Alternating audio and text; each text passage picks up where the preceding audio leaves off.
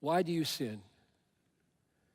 If you want to know how do you, what are the dynamics that kill sin and create love? You should ask yourself, why do I sin? And I'll tell you why you sin. Because sin makes promises to you. And you believe them. Sin promises you, promises your children, promises your clients. Sin promises them.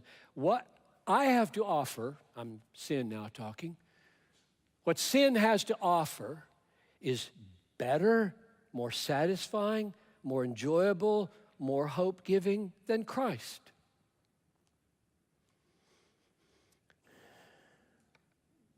The fleeting pleasures, that's what they're called in Hebrews 11:25. The fleeting pleasures of sin promises to be better, longer, deeper, sweeter, more satisfying. And to the degree that we are deceived by those promises, we sin. Nobody sins out of duty, right? Nobody gets up in the morning and says, got an obligation, I got to sin some today.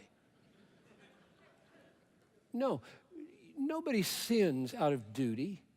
We sin out of pleasure seeking. And the only reason we opt for a sinful action is because the devil and our own nature has promised us that action will produce pleasure, satisfaction, fame, whatever your idol happens to be, it will succeed.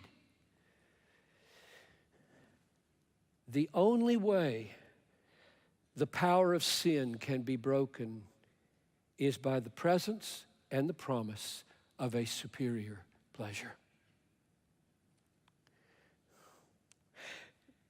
Yes, I know there is a willpower path to holiness.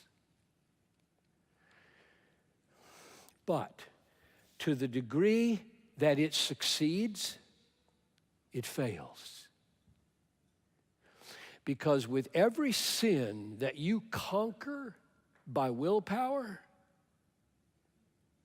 7 devils of self-righteousness come in and take its place.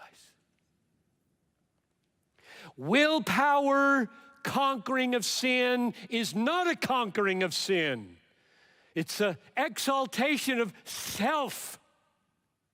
There is one way to conquer the promises of the pleasures of sin, and that is with the power of a superior pleasure, and his name is Jesus, and the way he is experienced is called saving faith.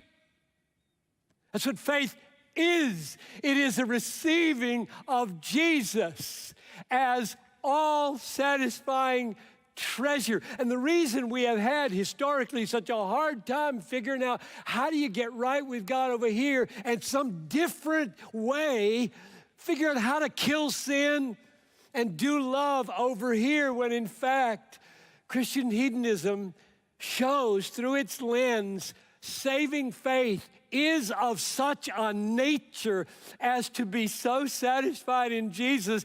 It is the power that makes sin lose its compelling force.